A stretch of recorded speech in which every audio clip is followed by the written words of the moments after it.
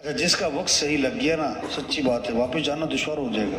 مولوی صاحب فرماتے ہیں جب تک واپس جانا اتنا دشوار نہ ہو جائے جتنا کہ نکلنا دشوار ہو رہا، اس وقت تک ایمان کی حلاوت نصیب نہیں ہوگی۔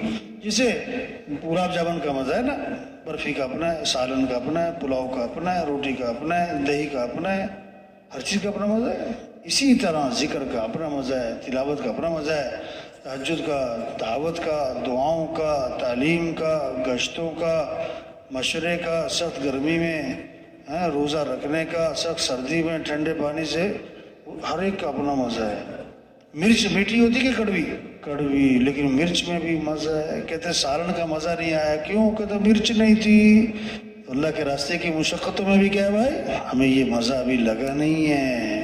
تو بھائی آج تک ہم سے جو اس دعوت کے کام میں غفلت ہوئی، سستی ہوئی، اس پر اللہ سے معافی مانگیں اور نیت کریں جو بقیہ زندگی ہے اس کو دین کی محنت پر لگائیں گے انشاءاللہ۔ تشکیلوں میں جا رہے ہیں، نیت کریں، وقت سے ہی لگائیں گے انشاءاللہ، امیر کی اطاعت کریں گے انشاءاللہ، مشورے کی پابندی کریں گے، اور اس سب کچھ کو کس سے مانگیں گے؟ اللہ سے مانگیں گے۔